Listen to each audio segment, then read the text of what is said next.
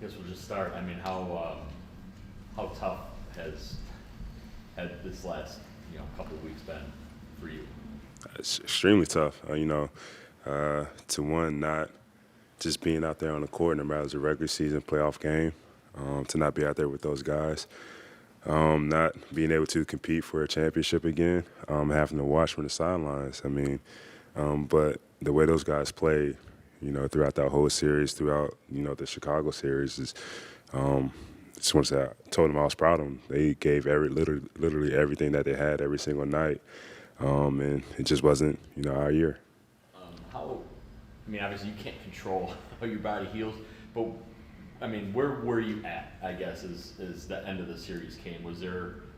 Mike had said you were doing some court work. Did you think you could play 6 or 7? How did that kind of go for you?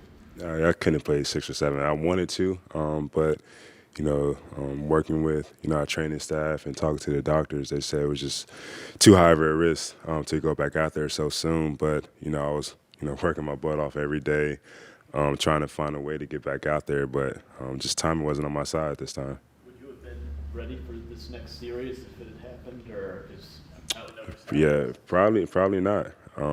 Like I said, I thought this was an injury where you're able to kind of work through it, and it wouldn't take as long of a time to heal for myself to get back out there. But it just was one of those injuries where I had to take it really serious, and listening to the training staff and the doctors and not trying to rush and put myself at risk for completely tearing it to get back out there to play. So there was a good chance you would have been able to play this series as well if you were in it, or?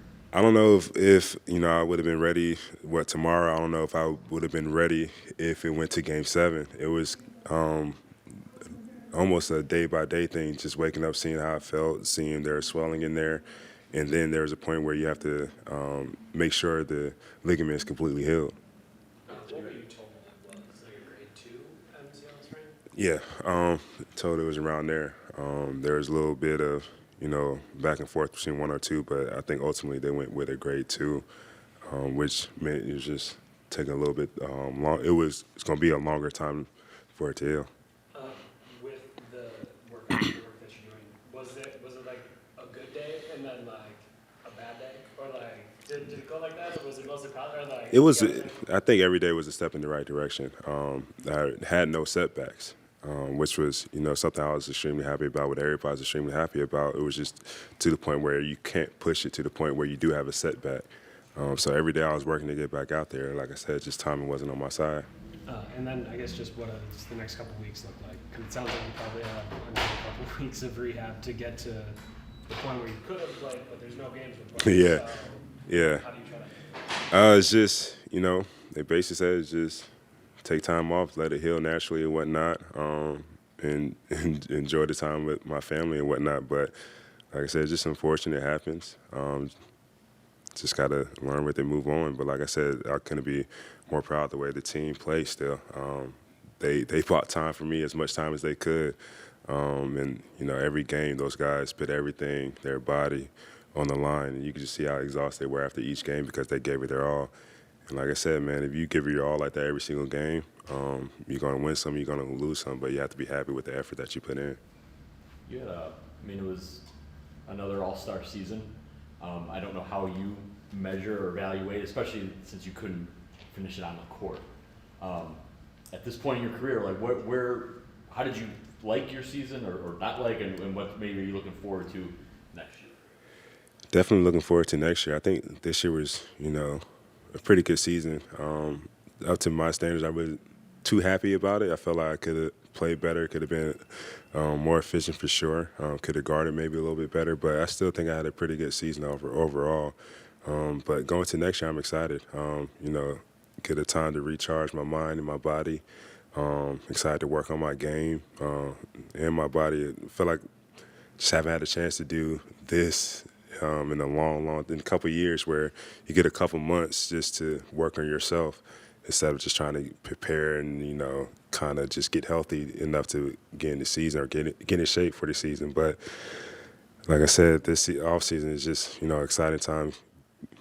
Get to just work and relax and spend time with your family. Does it make you hungrier just knowing that you you had a taste of the title last year, and then, obviously didn't go the way you guys wanted to this season. For sure, every year we don't win, you're hungry to get to that point. Like last year was awesome for us. We came in the mindset to try to get that same taste in our mouth. It didn't happen, so we used that as motivation to get back to that point.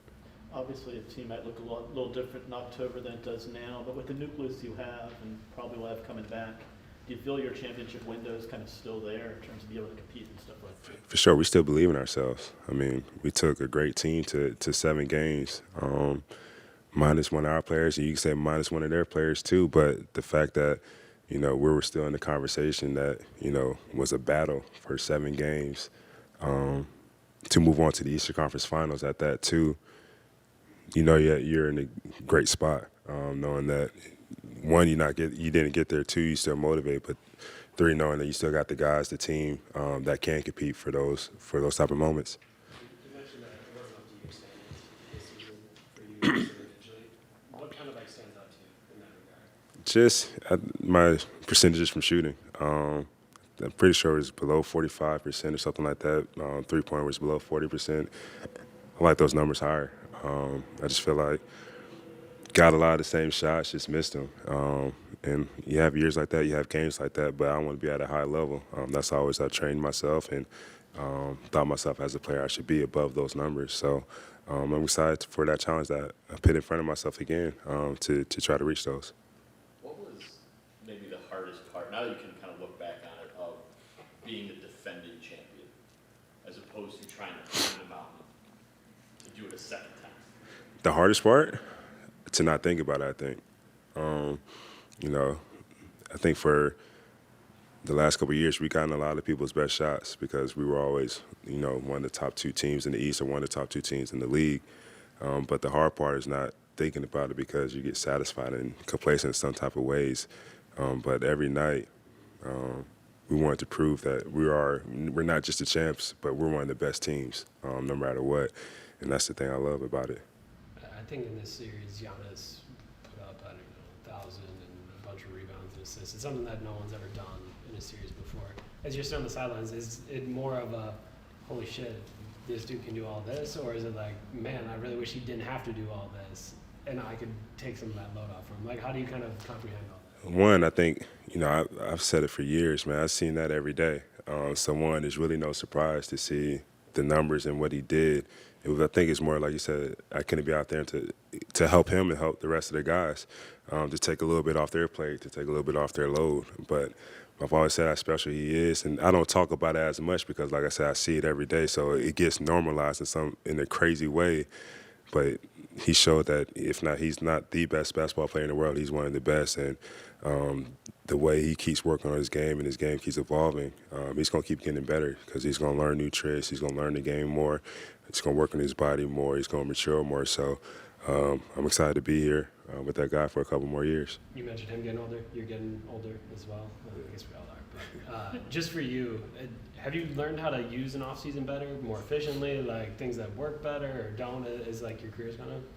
Yeah, I think it's been a couple of years, like I said, since I had an offseason like this. So to try to get back into that rhythm or flow, hopefully I'll be able to find it. But usually try to take a month off. It usually never gets to a month before I start trying to lift or just spin up a couple of shots. But it's basically just a couple of days a week, mostly work on your body for the first part of the summer, then start working on your game on the court with conditioning and, shooting and stuff like that. So just take it week by week and just let my body tell me what it needs.